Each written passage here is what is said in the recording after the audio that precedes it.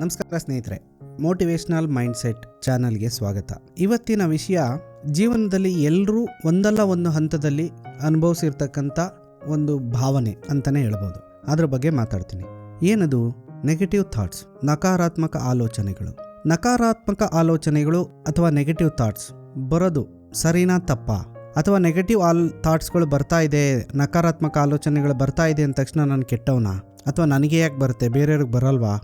ಅಥವಾ ನನಗೆ ಬರೋದ್ರಿಂದ ನಾನು ತುಂಬ ಪಾಪಿನಾ? ಇದೆಲ್ಲ ಪ್ರಶ್ನೆಗಳು ಸುಮಾರು ಜನರ ಮನಸ್ಸಿನಲ್ಲಿ ಮೂಡ್ತಾ ಇರುತ್ತೆ. ಇದಕ್ಕೆ ಇವತ್ತು 1-2 ನಿಮಿಷಗಳ ಅವಧಿಯಲ್ಲಿ ಉತ್ತರವನ್ನು ಹುಡ್ಕೋಣ.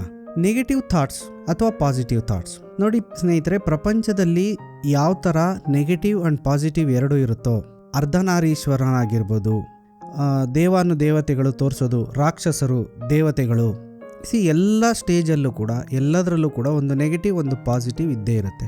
ಅಯಸ್ಕಾಂತ ಮ್ಯಾಗ್ನೆಟಲ್ಲೂ ಕೂಡ ನಾರ್ತ್ ಮತ್ತು ಸೌತ್ ಪೋಲ್ ಇರುತ್ತೆ. ಬ್ಯಾಟ್ರಿನಲ್ಲೂ ಕೂಡ ಪಾಸಿಟಿವ್ ಆ್ಯಂಡ್ ನೆಗೆಟಿವ್ ಎಂಡ್ ಇರುತ್ತೆ. ಹಾಗಾಗಿ ನಿಮ್ಮ ತಲೆಯಲ್ಲಿ ಹುಟ್ಟತಕ್ಕಂಥ ಆಲೋಚನೆಗಳಲ್ಲಿ ಪಾಸಿಟಿವ್ ಥಾಟ್ಸ್ ಕೂಡ ಇರುತ್ತೆ, ನೆಗೆಟಿವ್ ಥಾಟ್ಸ್ ಕೂಡ ಇರುತ್ತೆ. ಬರೀ ಪಾಸಿಟಿವ್ ಥಾಟ್ಸ್ ತಗೊಳ್ಳಿಕ್ಕೆ ಯಾರ ಕೈಲೂ ಸಾಧ್ಯ ಇಲ್ಲ.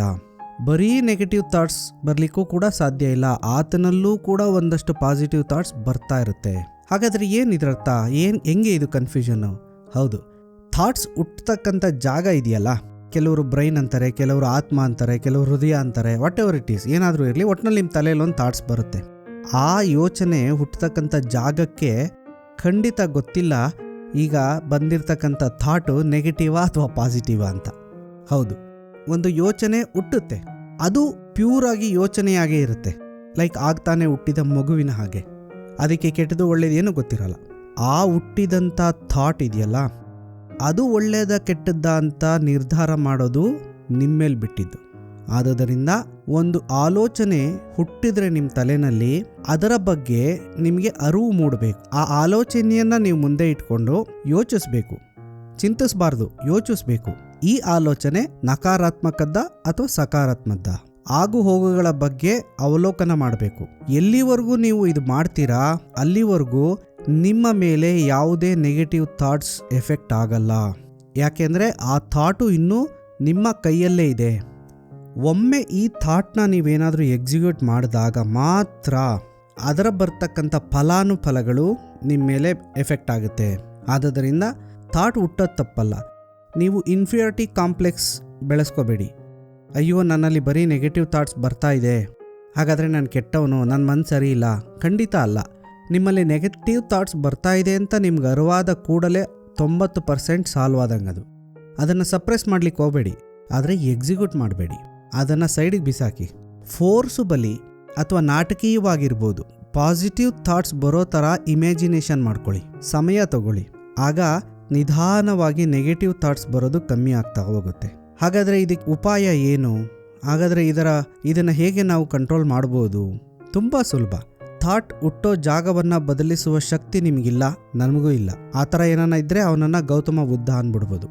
ಸೊ ಒಬ್ಬ ಜನಸಾಮಾನ್ಯನಾಗಿ ಇದು ಒಂದು ಥಾಟ್ ಹುಟ್ಟುವ ಜಾಗವನ್ನೇ ನಾವು ಬದಲಿಸಾಯಿಸ್ಕೊಳ್ಳೋಕ್ಕೆ, ರೂಟನ್ನೇ ನಾವು ಚೇಂಜ್ ಮಾಡ್ಕೊಳ್ಳೋಕ್ಕಾಗದೇ ಇದ್ದಾಗ, ಒಬ್ಬ ಜನಸಾಮಾನ್ಯನಾಗಿ ಎಲ್ಲರೂ ಮಾಡ್ಬೋದಾದಂಥ ಕೆಲಸ ಏನಂದರೆ, ಆ ಥಾಟನ್ನು ತಗೊಂಡು ಮುಂದೆ ಇಟ್ಕೊಂಡು ಅನಲೈಸ್ ಮಾಡಿ. ಅನಲೈಸ್ ಮಾಡಿದ ನಂತರ ಇದನ್ನು ಎಕ್ಸಿಕ್ಯೂಟ್ ಮಾಡಬೇಕಾ ಬೇಡವಾ? ಇದರಿಂದ ನನಗೆ ತೊಂದರೆನಾ, ಸಮಾಜಕ್ಕೆ ತೊಂದರೆನಾ, ಇನ್ನೊಬ್ರಿಗೆ ತೊಂದರೆನಾ?